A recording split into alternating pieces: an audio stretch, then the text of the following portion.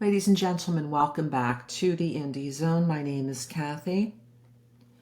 On the 9th of April, 2025, Judge Stephen J. Hippler, who is the presiding judge over the Idaho versus Brian C. Kohberger case, entertained a number of motions in limine, all of which were filed by either the state or the defense on February 21st or February 24th, 2025. And you can read them on the docket as well as the responses and the replies to get some additional feedback on what the state and the defense were asserting and the legal authority that they raised and the evidence in support of their various motions or responses in opposition to the other side's motions. Again, go to the docket and look for the in limine motions filed February 21st and 24th, 2025. Judge Hippler had initially ruled that these hearings could possibly be continuing on to April 10th, 2025. But because the court and the parties were able to get in before the court during a marathon, very, very long day on April 9th, there were no further hearings to be had on the 10th of April. But we got some information regarding where matters will continue related to matters that were discussed on April 9th, 2025, one of which had to do with the motion in limine regarding alternative suspect evidence.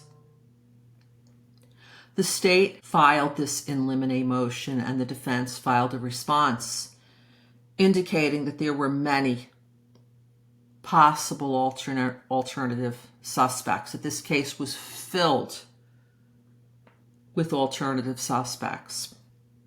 What Judge Hippler did was to provide a sort of a deadline for the defense to come forward with offers of proof. This is facts.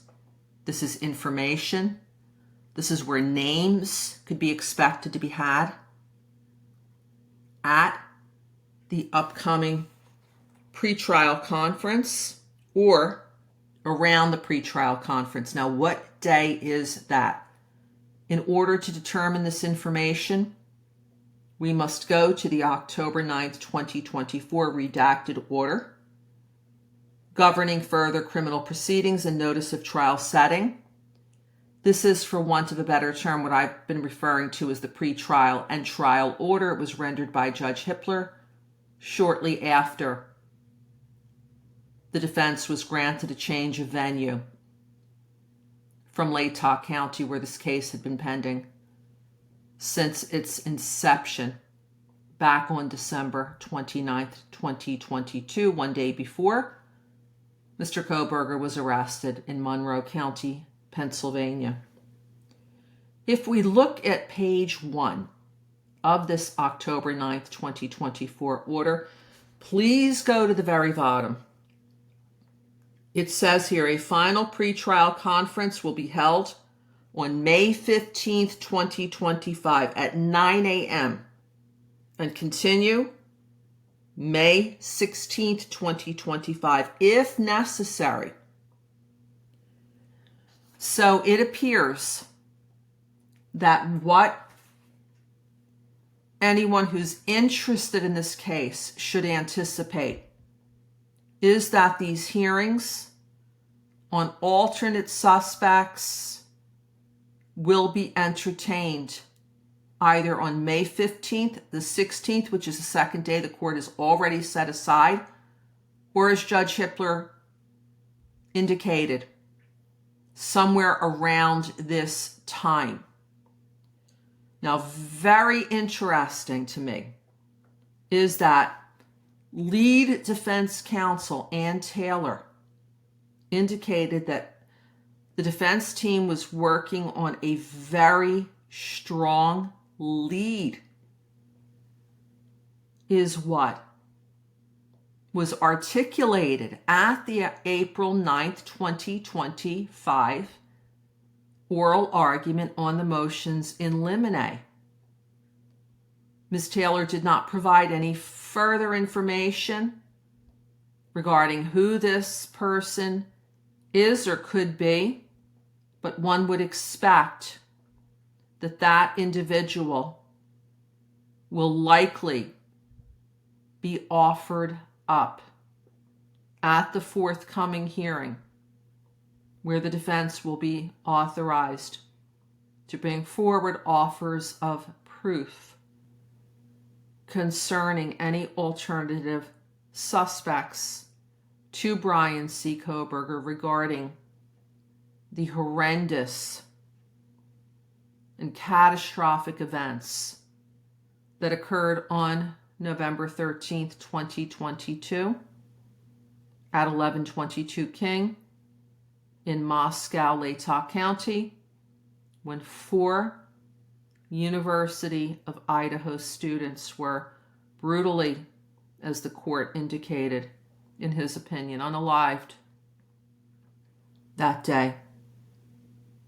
Xana, Ethan, Madison, and Kaylee, who were all at that time attending the University of Idaho, just steps away from a rental home at 1122 King when these atrocious events happened on November 13th, 2022. We will now await information regarding, number one, whether this hearing on the defense's forthcoming motions concerning any alternate suspects to Mr. Kohberger will be entertained. Those motions have not yet been filed, nor have any responses or replies. Remember, that will be the briefings. Motion, response, reply. That's the briefings, and then comes the hearing. There's no indication on the October 9th, 2025 order that the May 15th pretrial conference, possibly going into the 16th, is under seal. There's no indication that that is set as a closed hearing.